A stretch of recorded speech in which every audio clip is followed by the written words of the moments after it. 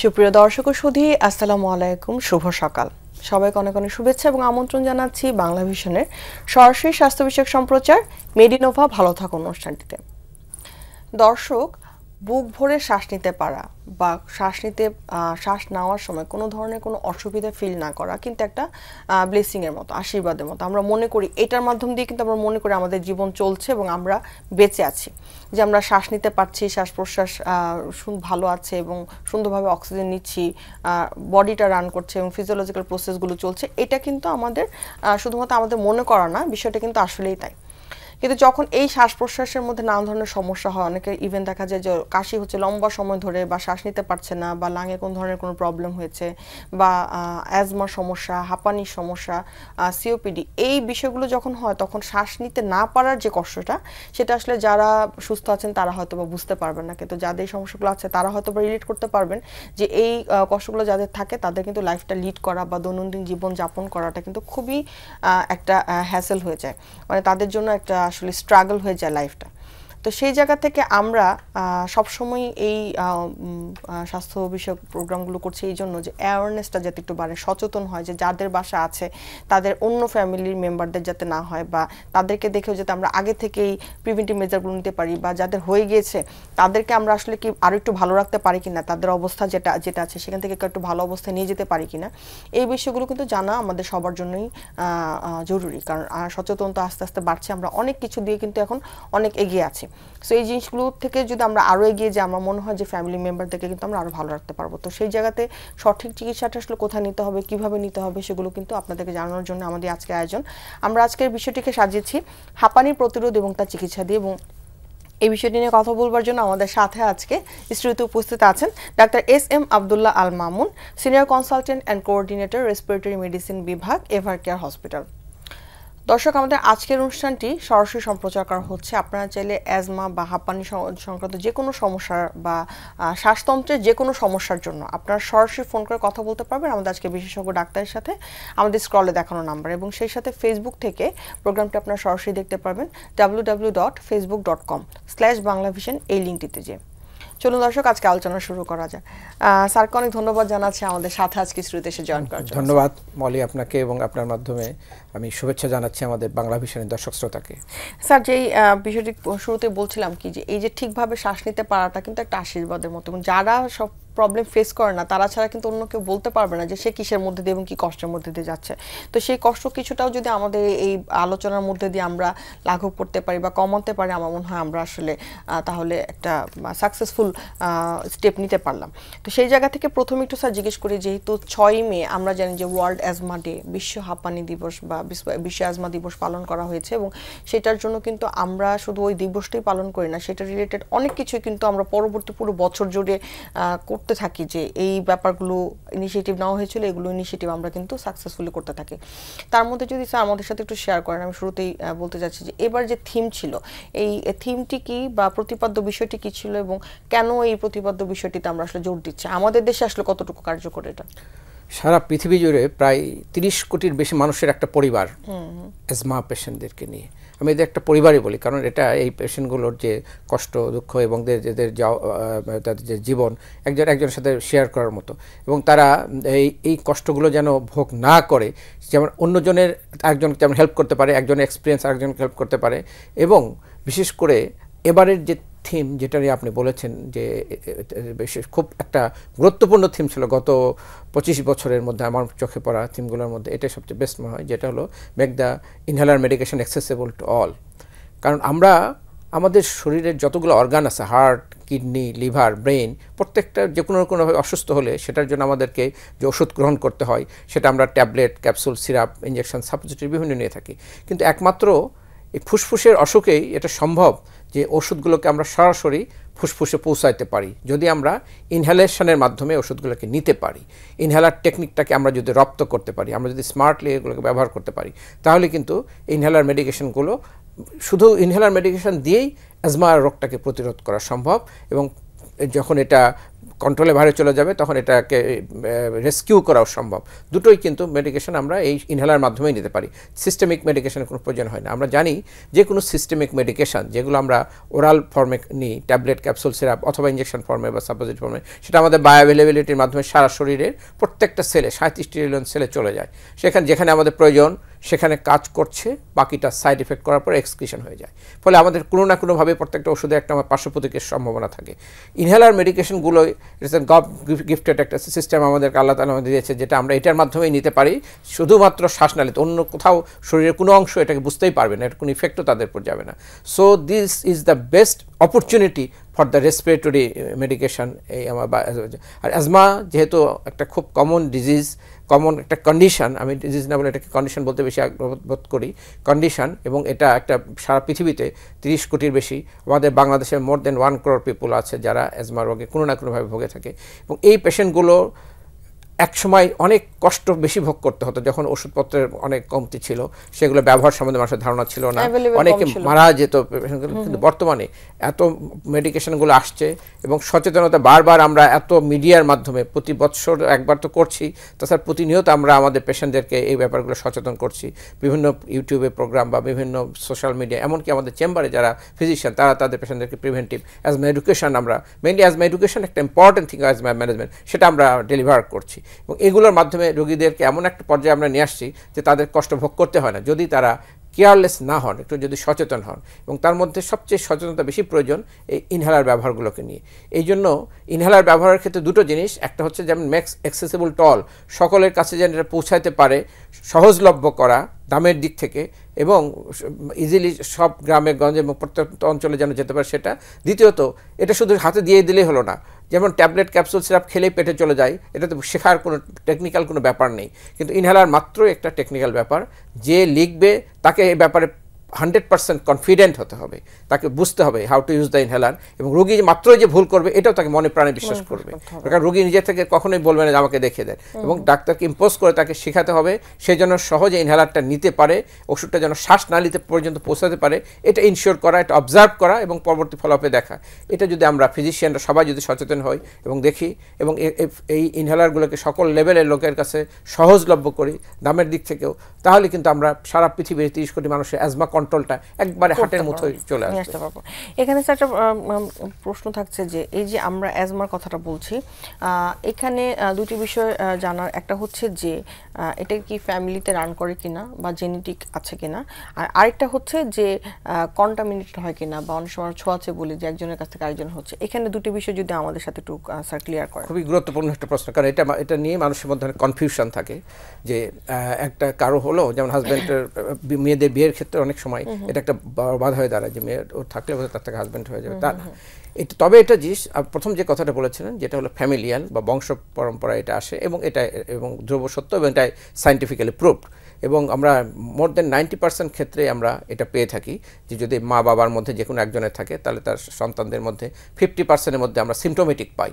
আবার দেখা গেল দুটো সন্তান, তার মধ্যে একজনের সিমটোমেটিক হলো আর একজনের হলো না, মিনিমাম সিমটম থাকলো, তারপরে জেনারেশনে তার আবার তার সন্তান যারা তাদের হচ্ছে এইভাবে। আবার মা বাবার মধ্যে যার থাকলো তার ভাই বোনদের ছেলে মেয়ে যদি আমরা সার্চ করি সেখানেও আমরা অ্যাজমার পাচ্ছি। তার মানে যেটা হচ্ছে যে ফ্যামিলিতে রান করছে, বাট এটা ছোঁয়াচে না, বা হাজবেন্ড থেকে ওয়াইফের হচ্ছে না বা ওয়াইফ থেকে হাজবেন্ডের হচ্ছে না। আচ্ছা স্যার, এই জায়গাটাতে আমরা একটা দর্শক আছেন, আমরা তার ফোনটি নিচ্ছি। জি হ্যালো দর্শক, আপনার নাম বলে প্রশ্নটি করুন। আসসালামু আলাইকুম, আমি খুলনা থেকে বলছিলাম। আমার ভাইয়ের ছেলে, ওর বয়স হচ্ছে 9 বছর, ও ঘুমের সময় নাক ডাকে, আর আরেকটা ব্যাপার হচ্ছে যে ও যখন ঘুমায় একটু মুখটা হা করে ঘুমায়। তো আমি জানতে চাচ্ছি যে এটা কোনো শ্বাসকষ্টের কোনো লক্ষণ কিনা। প্রশ্নটা আমি ক্যাচ করছি, সেটা হলো বাচ্চাদের ক্ষেত্রে যেমন একটা অ্যাডিনয়েডের ব্যাপার আছে। হ্যাঁ, অ্যাডিনয়েডটা তো একটা লিমনয়েড, এটা লিমনোড, একটা লিম গ্ল্যান্ড আমাদের যেটা ইয়াতে থ্রোটে ফ্যারিংস এবং ল্যারিংসে ওখানে থাকে সার্কেল করা। তো এইটা বা টনসিল, এই যে অর্গানগুলো যদি ফুলে যায় তখন এরকম শ্বাস নিতে কষ্ট হয়। কিন্তু এগুলো ফুলবে কীভাবে, কেন ফলে, সেটার যদি ব্যাকগ্রাউন্ডটা আমরা খুঁজি, কিন্তু এই ব্যাকগ্রাউন্ডটাকে খুঁজতে যায় না, যেটা হইলো ওটাকে নিয়ে ট্রিটমেন্ট শুরু করে। কিন্তু এটার ব্যাকগ্রাউন্ডে দেখা যাচ্ছে যে মোস্ট অফ দ্য ক্ষেত্রে মাউথ ব্রিদিং, ওইটার কারণেও মাউথ ব্রিদিং হচ্ছে, আবার মাউথ ব্রিদিংয়ের কারণেও লিমনোডগুলো ফুলছে। কারণ আমরা প্রথমেই যদি আমরা চিন্তা করি যে আমরা এই নেচার যেখান থেকে আমরা বাতাস নিচ্ছি, আমরা একটা বায়ুর সমুদ্রে বসবাস করি, আমরা এই বাতাসে কী আছে আমরা দেখতে পাই না, সেটার মধ্যে ডাস্ট, ফিউম, বিভিন্ন পার্টিকুলার যেমন আছে, ব্যাকটেরিয়া, ভাইরাস, ফাঙ্গাস এগুলো থাকে এবং এইগুলো সাসপেন্ডেড থাকে মেটালগুলোর সাথে। এগুলো যদি আমরা ইনহেল করি, আমাদের শ্বাসনালীতে যায়, তাহলে এগুলো রোগাক্রান্ত হওয়ার সম্ভাবনা থাকে, অবশ্যই থাকে। কিন্তু আমরা যদি নাক দিয়ে নিঃশ্বাস নেই, প্রথম থেকে সারা রাত ভর নাক দিয়ে কেউ নিঃশ্বাস নিতে পারে, তাহলে নাকের মধ্যে আল্লাহ তাআলা যেমন একটা ডিফেন্স মেকানিজম তৈরি করে দিয়েছে 4 স্তরে, সেটা বাতাসটাকে ফিল্টার করে, হিউমিডিফাইড করে, ওয়ার্মিং করে, ডিসইনফেকশন করে ফ্রেশ এয়ার আমাদের শ্বাসনালীতে যায়, পরবর্তী পার্টগুলোতে চলে যায়, ফলে এখানে কোনো ইনফেকশন হওয়ার চান্স থাকে না, যেটা আচ্ছা। কিন্তু যাদের অ্যালার্জিক প্রবলেম আছে, ফ্যামিলি হিস্ট্রি অফ অ্যাজমা আছে, মা বাবা যিনি বলছেন উনার অথবা ওনার হাজব্যান্ড, মা বাবা দুজনের যে কোনো একজনের নিজের বা তার ফ্যামিলিতে যদি অ্যাজমার হিস্ট্রি থাকে, অ্যালার্জি হিস্ট্রি থাকে, তাহলে কিন্তু এটাই ক্ষেত্রে প্রযোজ্য হবে। বাচ্চাটা দেখা যাবে ওর হয়তো অ্যালার্জিক প্রিপন্ডারেন্স আছে, রাতে যখন সে ঘুমায় তখন মাইটসের কারণে, আমাদের বাংলাদেশে তো 11 মাসই প্রায় ফ্যান বা এসি লাগে, আমাদের মাইটসগুলো রুমের মধ্যে ঘুরতে থাকে, মাইটসগুলো নাকে যায় এবং নাকটা বন্ধ হয়ে যায়, তখন সে মুখ দিয়ে শ্বাস নেয়, এবং মুখ দিয়ে শ্বাস নেওয়ার কারণে একটা হচ্ছে যে এই অ্যালার্জির কারণে সে মুখ দিয়ে শ্বাস নিচ্ছে, দ্বিতীয়ত এই মুখ দিয়ে শ্বাস নেওয়ার কারণে তার যে লিম্ফ নোডগুলো, যেটা বলে অ্যাডিনয়েড টনসিল, এগুলো তার কিন্তু ইনফেক্টেড হচ্ছে, ইনফ্লেমড হচ্ছে এবং ইনলার্জ হচ্ছে, পরবর্তী এটার কারণে মুখ দিয়ে শ্বাস নেওয়াটা আরও অ্যাগ্রাভেট হচ্ছে। কিন্তু বেসিক প্যাথোলজিটা যদি আমরা চিন্তা করি, সেটা দেখা যাবে তার কিন্তু অ্যালার্জিক, সেই অ্যালার্জিক প্রিপন্ডারেন্স আছে কিনা তাকে এক্সক্লুড করতে হবে। আমরা সিরাম আইজি লেভেলটা দেখতে পারি বাচ্চাটার, সেটা একটা হতে পারে, ফ্যামিলি হিস্ট্রি নিতে পারি, মা বাবার যে কোনো একটা ফ্যামিলি হিস্ট্রি। এই থার্ড যদি এটাই হয়ে থাকে, তাহলে আমাদের যে কারণে অ্যালার্জি প্রবণ মানুষদের নাক বন্ধ হয়, সেটা হলো মাইটস, হাউস ডাস্ট মাইটস। মাইটসটা হচ্ছে আমাদের রুমের মধ্যে থাকা একটা মাইক্রোস্কোপিক এনিমেট, যেটা আমাদের পর্দা, সাদে, ওয়াল এগুলোর সাথে থাকে, হাউস ডাস্ট মাইটস বলা হয় ডার্মাটোফ্যাগয়েডস টেরোসাইনিনাস। এইটা আমাদের প্রত্যেকটা মানুষের, পৃথিবী 800 কোটি মানুষ সবার ঘরে আছে, কারণ it fed on a human skin cell, যেটা আমরা আমাদের শরীর থেকে প্রতিদিন শেড আউট করি। তো এইটা যে প্রতিদিন আমরা যখন রাতে ঘুমাই, আমাদের শরীর থেকে বিছানায় পড়ে, দিনের বেলা যখন আমরা বিছানাটা রুমে ঝাড়ি, তখন এটা পর্দা, সাদে, ওয়ালে চলে যায়, এবং এইটাগুলো প্রতিদিন জমতে থাকে এবং এটাই মাইটসের উৎপন্ন করে। তো আমরা যদি রুম থেকে মাইটস দূর করতে পারি, ছোটো বাচ্চা যে আছে তার ক্ষেত্রে এবং মা বাবা যে কোনো একজনের ক্ষেত্রে প্রযোজ্য হবে, আমরা মাইটস দূর করার জন্য বিছানার চাদরটা ঘরের বাইরে ছাড়বো, no carpet in the bedroom, জানলাগুলো দিনের বেলা 10-15 মিনিট বা আধা ঘন্টা খোলা রেখে ফ্যান সাইডে রাখবো, এটা ডেইলি প্র্যাকটিস। তাহলে এই মাইটসগুলো রুমে ফর্ম হবে না, রাতে ফ্যানের বাতাস সেটা নাকে যাবে না, নাকটা বন্ধ হবে না, মুখ দিয়ে শ্বাস নেবে না, এই ঘটনাগুলো ঘটবে, ফলে তার ক্ষেত্রে এই লাইফ কিন্তু সেফ হয়ে যাবে। তখন তার রেসপিরেটরি ট্র্যাক ইনফেকশনের মাত্রাও কমে যাবে, দেখা যাবে যে ওই বাচ্চাটাকে বারবার অ্যান্টিবায়োটিক খাওয়াতে হচ্ছে, সেটাও কমে যাবে। সো আমাদের টার্গেট থাকবে রাতে নাক খোলা রাখা। এরপরে বাচ্চাদের জন্য, ছোটো বাচ্চাদের জন্য অ্যাডভাইস হচ্ছে রাতে ঘুমানোর আগে একটা নর্মাল স্যালাইন ইরিগেশন করে নাকটাকে সাক করে দেওয়া, তারপরে ওখানে একটা জালোমেটাজলের নেজাল ড্রপ দেওয়া, এবং রুমে মাইটস কন্ট্রোল করা। এই তিনটা যদি সাইমালটেনিয়াসলি করে যাওয়া হয়, তার নাকটা খোলা থাকবে, মুখ দিয়ে শ্বাস নেবে না, রেসপিরেটরি ট্র্যাক্ট ইনফেকশন হবে না, টনসিলাইটিস, অ্যাডেনোইডস এগুলো থেকেও সে রক্ষা পাবে। বাট এগুলোকে অ্যাড্রেস না করে যখন যেটা ঘটে ডক্টরদের কাছে গেলে সেটা নিয়ে ডক্টররা ট্রিটমেন্ট করে, ব্যাকগ্রাউন্ডটা কেউ চিন্তা করে না। So this behind the screen যেটা ঘটতেছে, আমি যেগুলো উন্মোচিত করে দিলাম, এগুলো যদি মা তার সন্তানের জন্য প্রযোজ্য করে, তাহলে কিন্তু বাচ্চাটার লাইফটা সিকিউর হয়ে যায়। অনেক ধন্যবাদ স্যার। স্যার এই জায়গাতেই প্রশ্নটা থাকছে যে এই যে অ্যাজমার, আমরা যেহেতু বাচ্চাদের কথাটাতে আসলো, যে শিশুদের যে অ্যাজমা, সেটার আসলে আমরা যদি চিকিৎসা করতে চাই বা আমরা ডায়াগনোসিস করতে চাই, সেক্ষেত্রে আইজিই লেভেল, ব্লাডের আইজিই লেভেলটা তো আসলে অ্যাজমা থাকলে অনেক বেশি থাকে, তো সেটা ছাড়া আর কি আমরা দেখতে পারি যেটা দিয়ে আমরা কনফার্ম করতে পারবো ফিজিশিয়ানের পক্ষ থেকে বা মা বাবার পক্ষ থেকে যে তার অ্যাজমা হয়েছে? এখন ছোট মানে এজ অনুযায়ী, এখন যেমন একটা বাচ্চা যদি আমরা একদম নিউ বর্ন বেবি হয়, প্রথম দিকে যেমন 6 মাস বা 1 বছর 2 বছর পর্যন্ত, তাদের ওই জিনিসগুলোই মেনলি খেয়াল করতে হবে, যে বাচ্চাটা মাউথ ব্রিদিং করছে কিনা, রিলাক্টেন্ট টু ফিডিং হয়ে যাচ্ছে, এবং সে মার দুধ খেতে অথবা ফিডার দুধ খেতে একটু সময় পর পর আবার পজ দিচ্ছে, কারণ দুধ খাওয়ার সময় যদি তার শ্বাসটা বন্ধ হয়ে আসে, নাক বন্ধ থাকে, তাহলে সে কন্টিনিউ করতে পারবে না, তখন তাকে পজ নিতে হবে, অথবা সে কান্নাকাটি করবে। এগুলো কিন্তু ভেরি আর্লি মানে মনিটরিং পয়েন্ট, এগুলো খেয়াল রাখতে হবে। যদি এরকম হয়, তখন আইজি লেভেল ছোটো বাচ্চাদের একদম আগেই আমরা করতে পারি না, এটা জাস্ট অবজার্ভ করা এবং নাকটা ক্লিয়ার করার জন্য যে ব্যবস্থাগুলো করা সেগুলো করতে হবে, এবং ফ্যামিলি হিস্ট্রি ভেরি ইম্পর্টেন্ট এক্ষেত্রে। তো ফ্যামিলি হিস্ট্রি যদি সম্বন্ধে ধারণা থাকে, যদি এমন কেউ মনে করে যে খালি শ্বাসকষ্ট মানে হাঁপানি, সেটা নাই তা না, তার হাঁচি, সর্দি, নাক বন্ধ থাকা, অ্যালার্জি, কাশি, এই যে সিকোয়েন্সগুলো, এটা যদি তার ফ্যামিলি মেম্বারদের মধ্যে থাকে, মা অথবা বাবা তার ফ্যামিলিতে, মায়ের ফ্যামিলিতে অথবা বাবার ফ্যামিলিতে এই যে সিমটমগুলো যদি প্রিডমিনেটলি থাকে তাহলে আমরা ধরে নিতে পারি তাদের অ্যাজমা প্রন ফ্যামিলি এবং তার সন্তান হিসাবে এই একই রিলেটেড তার এটা থাকতে পারে। সো আমরা এই ব্যাপারে মাথায় রাখবো, কেয়ারফুল হব। ডায়াগনোসিস হয়তো আর একটু পরে যে হবে, যদি আমরা যদি জিনিসটা আমাদের নলেজে না রাখি তাহলে ডায়াগনোসিস হবে না, এবং যখন আরেকটু বেবিটা বড় হবে আমরা অবজার্ভ করতে করতে বুঝতে পারবো। এবং পিডিয়াট্রিশিয়ান যারা আছে, যারা পিডিয়াট্রিশিয়ানদের মধ্যে যারা ট্যালেন্টেড, তারা সহজে বুঝতে পারে। কিন্তু অনেকেই শুধু এটাকে এআরএ বলে মানে অ্যান্টিবায়োটিক দিয়ে এবং অ্যান্টিহিস্টামিন দিয়ে চালায়, তা হবে না, এবং সেটাকে এক্সক্লুড করতে হবে যেটা অ্যাজমা কি অ্যাজমা না।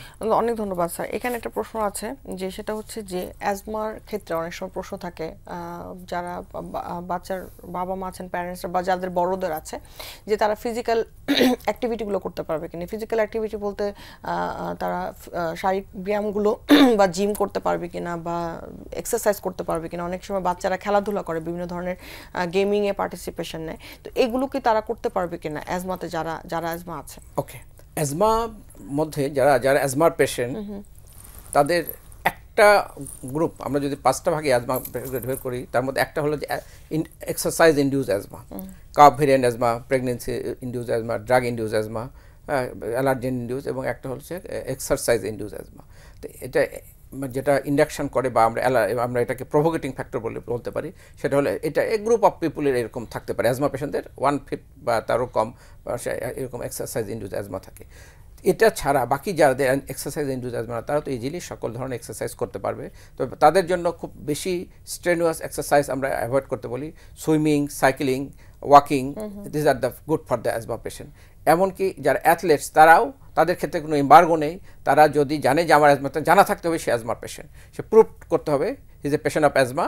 বাট তার জন্য কোনো ধরনের গেমসে কোনো ধরনের প্রতিবন্ধকতা নাই, যদি সে ব্যবহার সবসময় ব্যবহার বিধিগুলো, বিশেষ করে রিলিভার মেডিকেশন যেগুলো আমরা সালবিউটামল, অ্যালবিউটারল, টার্বিউটালিন, এই ধরনের মেডিকেশনগুলো যদি আমরা সবসময় সাথে রাখি এবং সে ইউজ করে, আবার সে স্বাভাবিকভাবে সব ধরনের খেলা করতে পারে। এবং খেলারত অবস্থায় যদি তার কখন শ্বাসকষ্ট বোধ করে, সে পরে একটা পজ নিয়ে ওটা নিয়ে আবার খেলা করে। কিন্তু আমরা এটা যে লং টার্ম তার জন্য ক্ষতির কারণ হবে এরকম কিছু না। ইমিডিয়েটলি যখন সে খারাপ বোধ করলো, তখন সেটাকে ব্রঙ্কোডাইলেটর হিসেবে যেগুলো রিলিভার মেডিকেশন নিয়ে সে আবার খেলা কন্টিনিউ করতে পারে। অলিম্পিকে, প্রতি বছর অলিম্পিকে যারা গোল্ড মেডেল পান, তাদের একটা বিরাট অংশ আছে যারা অ্যাজমা পেশেন্ট, এবং তারা জানা আছে এবং সেইভাবে ম্যানেজ করে তারা করতেছে। আর যাদের এক্সারসাইজ ইনডিউসড অ্যাজমা, তাদের ক্ষেত্রে কি হয়, এক্সারসাইজ ইনডিউস অ্যাজমা পেশেন্টরা অল্প এক্সারসাইজ করা শুরু করলে তাদের ভেতরে যে কেমিক্যালগুলো রিলিজ হয়, শ্বাসনালী ব্রঙ্কোকনস্ট্রিক্টর, এবং এর ফলে সহজে তারা আবার শ্বাসকষ্ট হয়ে থাকে। তাদের ক্ষেত্রে খুব সাবধানতার সাথে আমরা এক্সারসাইজ করতে বলি। তাদের ক্ষেত্রে যেটা বললাম, সুইমিং, সাইক্লিং, ওয়াকিং, এগুলো তাদের জন্য।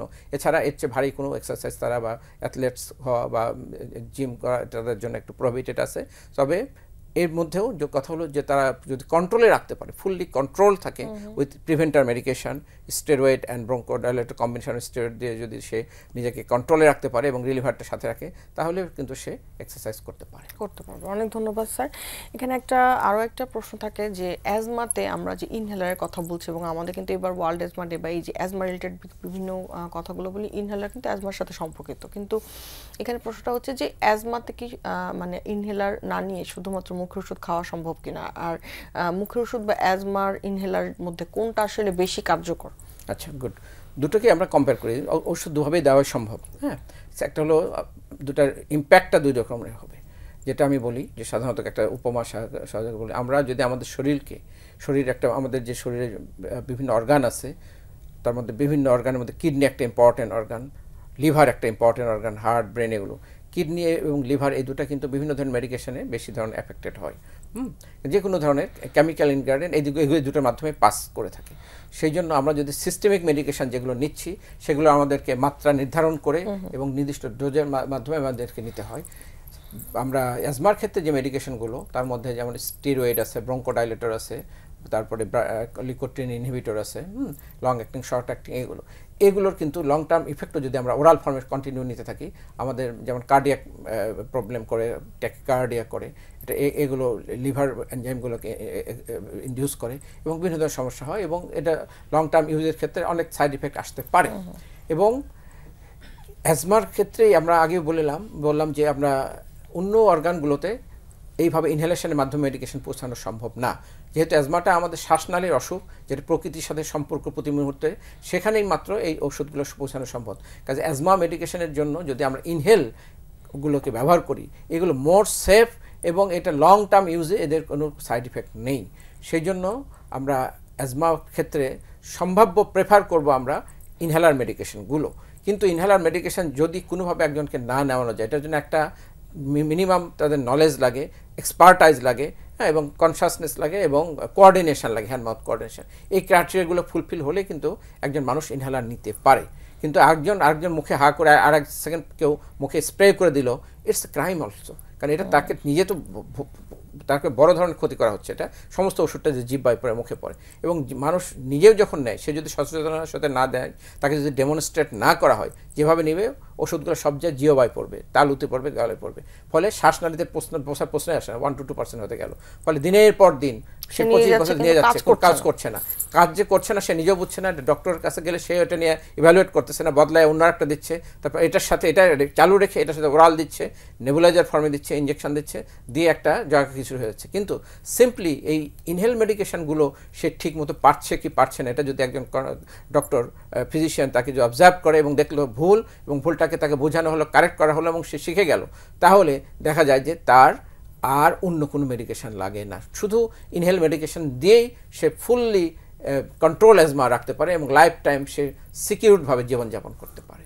অনেক ধন্যবাদ স্যার। এখানে একটা ছোট প্রশ্ন থাকতেছে যে বাচ্চাদেরকে অনেক সময় কিন্তু বলা ব্রঙ্কিওলাইটিস, যদিও এটা একটা মেডিকেল টার্ম, এই যে ব্রঙ্কিওলাইটিসটা আসলে কি এবং অ্যাজমার সাথে এটা ডিফারেন্সিয়েশনটা কি, যদি আমরা একটু স্যার জানতে পারি। ব্রঙ্কিওলাইটিসটা হচ্ছে আমাদের যে ব্রঙ্কিওলগুলো এখানেই যেমন তো বাচ্চাদের কনস্ট্রিকশন হয়, পাশাপাশি এগুলোতে ইনফেকশন হয়।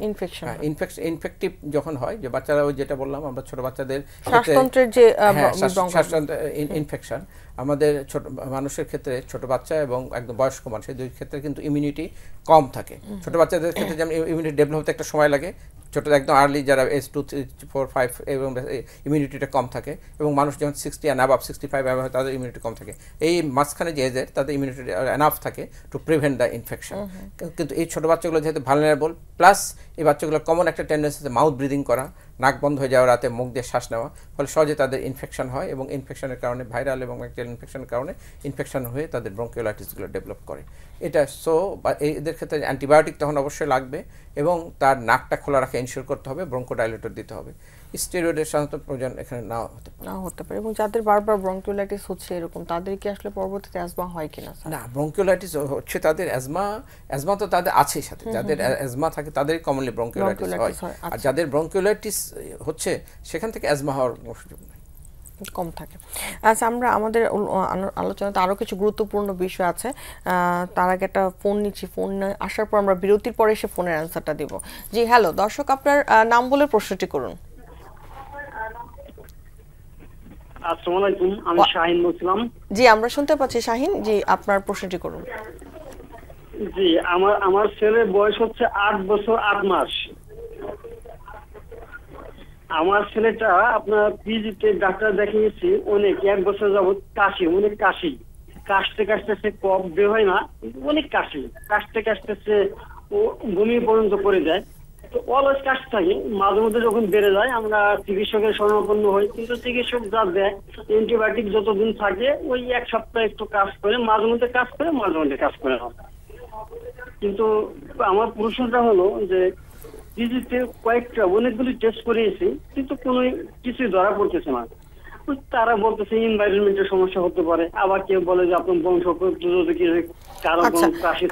জি জি শাহিন ভাই, আমি আপনার প্রশ্নটা আমরা বুঝতে পেরেছি। আমরা চেষ্টা করছি যে একটা ইন জেনারেল অ্যান্সার আপনাকে করার জন্য, যে কাশির আসলে কারণ কি, বা 1 বছর ধরে কাশি হচ্ছে যেটাতে আসলে কি করা যেতে পারে, সেই বিষয়টি নিয়ে আমরা স্যারের সাথে কথা বলবো। একটা ছোট বিরতি নিয়ে আসি, আপনি আমাদের সাথে থাকবেন, বিরতির পরে আমরা অ্যান্সারটা নিব।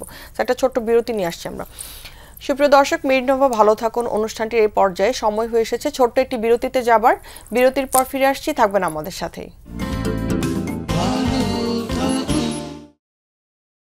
সুপ্রিয় দর্শক, বিরতি শেষে আবারও ফিরে এলাম মেডিনোভা ভালো থাকুন অনুষ্ঠানটিতে। আমাদের সাথে থাকার জন্য ধন্যবাদ। আমরা যাওয়ার আগে একজন দর্শকের ফোন পেয়েছিলাম, শাহিন নামের একজন ফোন করেছিলেন যে তার 8 বছরের বাচ্চা প্রায় 1 বছর ধরে কাশিতে ভুগছে এবং কাশি ভালো হচ্ছে না, এবং শুকনো কাশি কি কারণে হতে পারে এবং কি করা যেতে পারে তা আপনার কাছে একটু যদি জানতে চাই যে আসলে এই ধরনের ব্যাপারগুলোতে কমনলি আসলে কি ঘটেছিল যে 1 বছর ধরে হচ্ছে কাশিটা। যেহেতু 1 বছর ধরে তার কাশি হচ্ছে, ওনাকে যখন ডক্টরের কাছে নিয়ে যায় কিছু অ্যান্টিবায়োটিক অ্যান্টিহিস্টামিন দেয়, কিছু কম থাকে আবার শুরু হয়ে যায়। তো এটাতে বোঝা যাচ্ছে এটা একটা ক্রনিক কন্ডিশন, ক্রনিক কফ। তো বাচ্চাদের ক্ষেত্রে ক্রনিক কফের একটা খুব কমন কারণই কিন্তু cough variant asthma or asthma, bronchial asthma বলা যায়। এবং এটা বাচ্চাদের ক্ষেত্রে অ্যাজমা ডিটেকশনটা খুব লেটে হয়, অনেকে করতে পারে না, এটাকে কমন কোল্ড বলে চালা যায়। কিন্তু একই কারণে যেটা নিয়ে আমরা এতক্ষণ আলোচনা করেছি, এবং নাক বন্ধ, মুখ দিয়ে শ্বাস নেওয়া, এটা যদি কন্টিনিউ থাকে তাহলে আর কিছুর প্রয়োজন হয় না কাশি হওয়ার জন্য। সারা বছরে তার কাশি থাকবে, কারণ যখনই আমরা বাচ্চা রাতে ঘুমার, দিনের বেলা সে ওকে ফাইন, মা বাবার চোখে পড়ছে না, রাতে ঘুমায় যাওয়ার পরে হয়তো মা বাবা যদি ঘুমিয়ে যায় চোখে পড়ছে না, বাচ্চাটা যদি আলাদা বেডে ঘুমায়, 8 বছরের বাচ্চা স্বাভাবিকভাবে আলাদা বেডে ঘুমাচ্ছে, তখন সেটা ঘুমানোর পরে তো আর সে যায় না। ঘুমানোর পর যদি প্রতিদিন একদিন মা বা বাবা কেউ একজন পাশে বসে সারা রাতটা অবজার্ভ করে ঘুমানোর পর কী ঘটে, দেখতে পাবে সে মাউথ ব্রিদিং করছে, এবং এটাই ওর বাচ্চা হওয়ার ক্ষেত্রে খুবই স্বাভাবিক। এবং মাউথ ব্রিদিংয়ের ফলাফল কী হচ্ছে, তার ইয়ারওয়েটা ওপেন, নাক দিয়ে যেটা যেত বাতাস সেটা মুখ দিয়ে ঢুকছে। নাক দিয়ে গেলে আমি আগেই বললাম যে ফিল্ট্রেশন, হিউমিডিফিকেশন, ওয়ার্মিং, ডিসইনফেকশন এগুলো সেটা হচ্ছে না, বাইপাস মুখ দিয়ে যাওয়ার কারণে প্রতি রাতে যখন যাচ্ছে, এবং সেটা তার রেসপিরেটরি ট্র্যাক্ট ইনফেকশনের মধ্যে টনসিলাইটিস, ফ্যারেঞ্জাইটিস, ল্যারেঞ্জাইটিস, সাইনোসাইটিস বা এমনকি লোয়ার রেসপিরেটরি ট্র্যাক্ট ইনফেকশন বা নিউমোনিয়া পর্যায়ে চলে যেতে পারে সিভিয়ার হলে।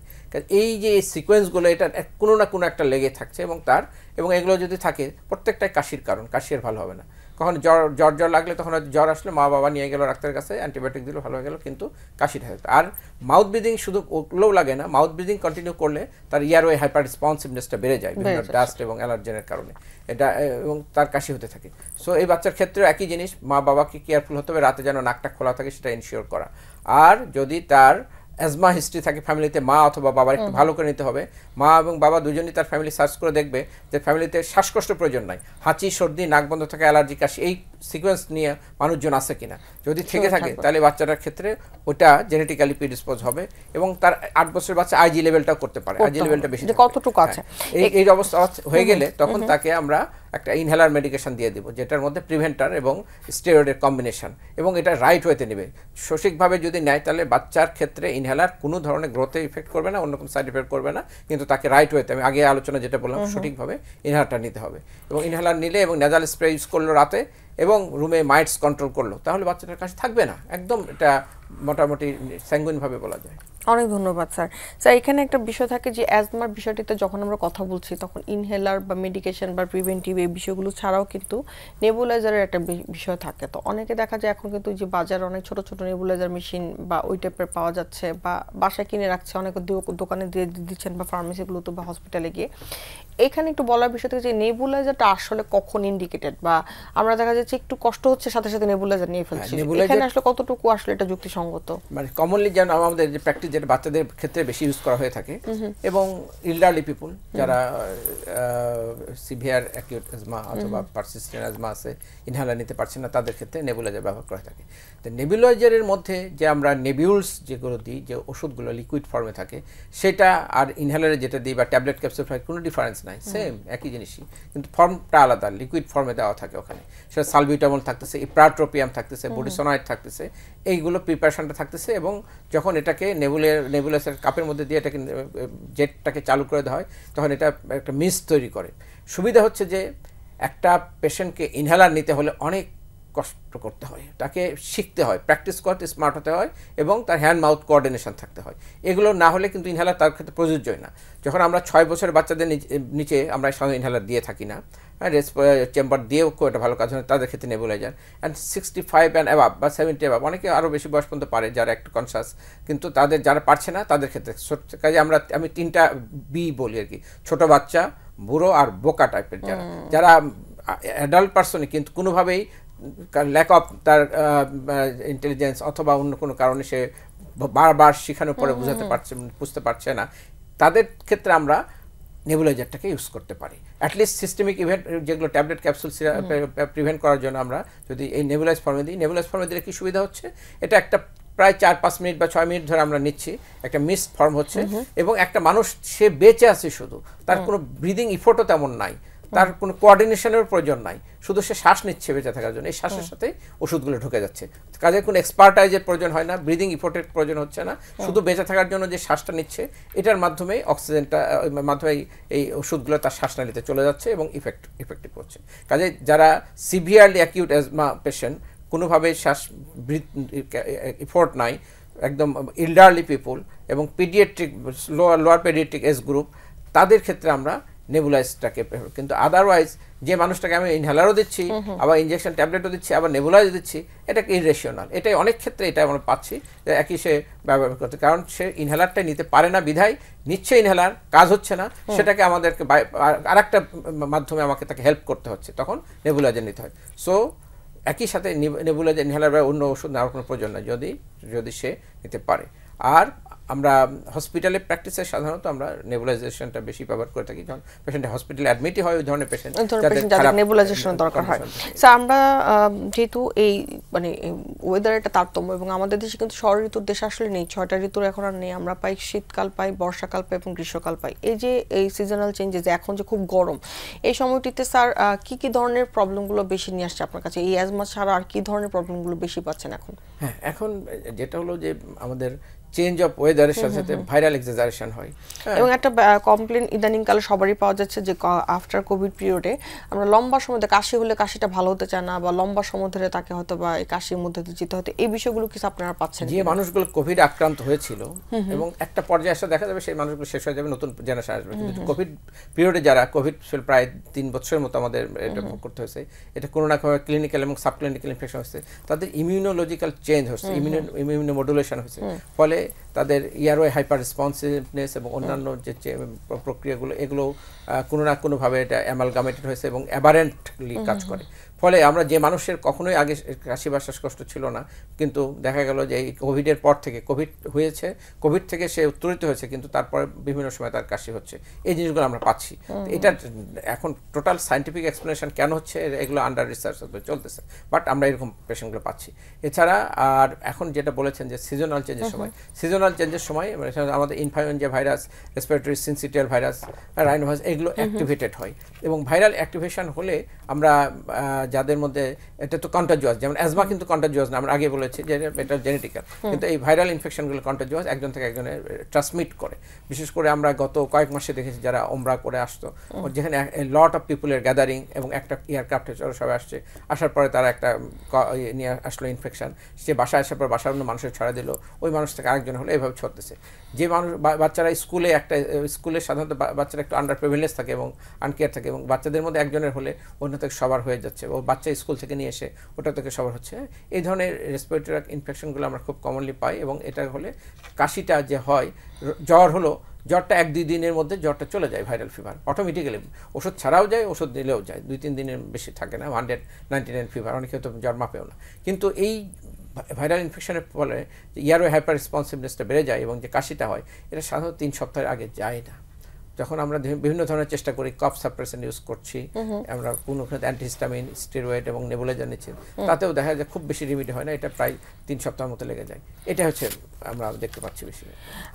সেখানে একটা প্রশ্ন থেকে যায় যে স্যার, আমরা এই মানে অবস্থা, যেহেতু আমাদের পরিবেশগত আসলে দূষণটাকে আমরা ওইভাবে করে বড় আকারে কমাতে পারবো না, কিন্তু আমরা ভালো থাকার জন্য প্রিভেন্টিভ কোনো মেডিকেশন বা প্রিভেন্টিভ কি মেজারগুলো নিতে পারি? যেহেতু পরিবেশ দূষণের যদি আমরা চিন্তা করি, পরিবেশ দূষণটা আরেকটা চ্যাপ্টার, এটা আজকের সময় পরিবেশ দূষণ আমাদের জানি আমরা আউটডোর অ্যান্ড ইনডোর। আমাদের ইনডোরে আমরা যতটুকু সেফ থাকার চেষ্টা করি, অনেক বাসায় এখন এসি ইউজ করছে, চারিদিকে নেটিং আছে, যার দরজা কভার বন্ধ থাকে, কিন্তু যখনই আমরা আউটডোর অ্যাক্টিভিটিতে যাই, আমাদের এই developing country, Bangladesh is an developing country, there is many construction, সেটা এখন ফ্লাইওভারে চলতেছে, মেট্রো রেলের কাজ এগুলো চলতেছে, বা building construction, roads and highway এগুলো চলতেছে, ফলে always particulate matter that is call irritant, respiratory irritant, এগুলো বাতাসে সাসপেন্ডেড অবস্থা প্রচুর বেশ থাকে। এছাড়া আমাদের এখন অসচেতনতার অভাব জন্য আমাদের ভেহিকেলগুলো থেকে কন্টিনিউয়াস আমরা ইমিশন দেখতেছি, মোটর ভেহিকেলগুলো থেকে। এই ইমিশনগুলোকে আমরা কমায় ফেলার জন্য কতটা আমরা চেষ্টা করি, কত ধরনের আমরা অ্যাডভোকেসি প্রোগ্রাম করি, কিন্তু এখনও সেটা করতে পারি না। এই দুটোর কারণেই এই পার্টিকুলেট ম্যাটেরিয়াল এবং এই ইমিশন অফ গ্যাস ফুয়েল থেকে এগুলো আমাদের পরিবেশকে একদম দূষিত অনেকটা সিভিয়ার পর্যায়ে নিয়ে যায়, যেখানে আমাদের যেটা পার্টিকুলার ম্যাটার একটা মাত্রা যেটা 100 নিচে থাকা উচিত সেখানে 300-র উপরে চলে যায়। ফলে আমাদের এক্সটার্নাল বা আউটডোরে গেলেই তাদের অনেকে চোখ জ্বলছে এবং তাদের রেসপিরেটরি ইনফেকশন হচ্ছে, কাশি হচ্ছে, শ্বাসকষ্ট হচ্ছে, এবং যাদের অ্যাজমা কন্ট্রোলে ছিল সেটা অ্যাগ্রাভেট হয়ে যাচ্ছে। সো আমরা যখন পরিবেশ দূষণের সময় যেহেতু দিনের বেলা বেশি থাকে দিয়ে অ্যাক্টিভ সময়, এই সময়গুলো ঘরে থাকার চেষ্টা করব। বেশি সময় যখন আমরা পরিবেশ দূষণের মাত্রা যখন বেশি থাকে তখন অপেক্ষাকৃত ঘরে অবস্থান করা, আমরা গাড়িতে গেলে সাধারণত যদি এসি দরজা বন্ধ রাখে এসি ব্যবহার করা, এবং আমরা যদি মাস্ক ব্যবহার করি, আমরা রাস্তার পাশে কেউ যখন যানবাহনের জন্য দাঁড়ায় থাকে হঠাৎ করে একটা কালো ধোঁয়া ছেড়ে একটা গাড়ি চলে গেল, সেটা কিন্তু তাকে সিভিয়ারলি এফেক্ট করে। তখন শুধু যদি মাস্ক পরা থাকতো সেখান থেকেও সে তাকে সেভ করতে পারে। এইগুলো আমাদের প্রয়োজন, এগুলো মোটামুটি একটা সচেতন হতে হবে এগুলো ব্যাপারে। অনেক ধন্যবাদ স্যার। স্যার এখানে আরেকটা গুরুত্বপূর্ণ বিষয় থাকে যে অনেক সময় অনেকের প্রশ্ন থাকে যে আর্লি যে মাদের বিশেষ করে সচেতনতার জন্য তাদের প্রশ্ন থাকে যে বাচ্চাদের অ্যাজমা হয়েছিল কিন্তু তাদের মেডিকেশন দেওয়া হচ্ছে, তাহলে সে কি আবার আগের অবস্থায় ফেরত যেতে পারবে কিনা, এটা কি আসলে হয় কিনা? আবার প্রশ্নটা সে আবার সুস্থ অবস্থায় ফেরত যেতে পারবে কিনা? অ্যাজমা তো আমি বলি সুস্থ না, অ্যাজমা একটা কন্ডিশন। এই কন্ডিশনটা সে যদি জেনেটিক্যালি প্রিডিসপোজ হয়, ফ্যামিলি হিস্ট্রি থাকে, তাহলে তার যে অ্যাকিউট অ্যাটাকটা হলো সেটা তো উইদিন শর্ট টাইম এটাকে আমরা প্রিভেন্ট করে ফেলতে পারবো। এবং একবার যখন অ্যাটাক হলো আমাদের টার্গেট থাকবে আর ফার্দার অ্যাটাক না হওয়া। যদি অ্যাটাক যদি আমি না হতে দিই তাহলে যে ওর ভিতরে যে ওর যে অ্যাজমা কন্ডিশনটা সে যে সেটা নিয়ে যে বড় হচ্ছে এটা তার জন্য কোনো ক্ষতি হবে না এবং কখনো সে বিপদে পড়বে না। এবং বাচ্চাকে কনসাস থাকতে হবে এবং জানতে হবে যে তার অ্যাজমা আছে, অ্যাজমা নাই এটাই হলো বেশি প্রবলেম। অ্যাজমা আছে কিন্তু আমার কোনো প্রবলেম করছে না এবং করতে আমি দিব না, এটা প্রত্যেকে এই জিনিসটা কমিটমেন্ট সবার মধ্যে থাকতে হবে, তাহলে কিন্তু তার লাইফ উইথ সেফলি পার হয়ে যাবে। কিন্তু সে যদি না আমার তো অ্যাজমা নাই বা অ্যাজমা ছিল ভালো হয়ে গেছে আবার কেন অ্যাজমা হবে এই ধরনের চিন্তা করে, তাহলে একদম সে বিপদে পড়বে। সো তাকে বুঝতে হবে যে আমি asthma family member, I have asthma এবং নাও ইট ইজ গুড কন্ট্রোল, আমাকে মেইনটেইন করে চলতে হবে। স্যার আমরা যেটা একদমই শেষ পর্যায়ে আছি, স্যার আমাদের দর্শকদের উদ্দেশ্যে যদি সার্বিক কোনো পরামর্শ থাকে। অ্যাজমা খুবই একটা প্রিভেন্টেবল জিনিস, শুধু আপনার accessible to the asthma medication এটা থাকতে হবে এবং আপনার নলেজটাকে আপডেটেড করতে হবে। অ্যাজমা এডুকেশন আমরা পেশেন্টদেরকে বারবার যে জিনিসটা আমরা যারা পালমোনোলজিস্ট, স্পেশালি যারা পালমোনোলজিস্ট রেসপিরেটরি ফিজিশিয়ান তারা কিন্তু অ্যাজমা এডুকেশনটাকে সবচেয়ে বেশি গুরুত্ব দিই। অ্যাজমা এডুকেশনটা হচ্ছে এমন যে অ্যাজমা সম্বন্ধে রোগীকে জানানো, অ্যাজমা ট্রিগার ফ্যাক্টরগুলো সম্বন্ধে রোগীকে জানানো এবং অ্যাজমা অ্যাটাক হলে কীভাবে সে নিবারণ করবে সেটা জানানো, এবং অ্যাজমা অ্যাকশন প্ল্যান যেটা আমরা একটা পেশেন্টকে আমরা প্ল্যানটা দিয়ে দিই যে গ্রিন জোন, ইয়েলো জোন এবং রেড জোন এগুলো সে মেনটেন করবে বাসায়, তাহলে সে কখন তার মেডিকেশন কোনটা নিতে হবে সে নিজেই বুঝতে পারবে। এবং এইটা পেশেন্টটা যদি লাইফ টাইমে কন্টিনিউ করতে পারে he will be safe and he will be all safe. সবাইকে আমরা ভালো থাকুক এটা আমরা চাই। স্যারকে অনেক ধন্যবাদ আমাদের সাথে আজকে শ্রুতে এসে জয়েন করার জন্য। ধন্যবাদ সকলকে। সুপ্রিয় দর্শক, মেডিনোভা ভালো থাকুন অনুষ্ঠানে আজকে আমরা অ্যাজমার সার্বিক চিকিৎসা নিয়ে কথা বলবো, প্রতিরোধ নিয়ে কথা বললাম, সেই সাথে শ্বাসতন্ত্রের নানা ধরনের সমস্যাগুলো যে এখন এই সামারে হচ্ছে সেগুলো নিয়ে আশা করি যা যা আলোচনা হয়েছে তা আপনারা অনেক কিছু জানতে পেরে উপকৃত হয়েছেন। আবারও দেখা হবে আগামী পর্বে, ততদিন পর্যন্ত অপেক্ষায় থাকুন, সুস্থ থাকুন এবং অবশ্যই ভালো থাকুন।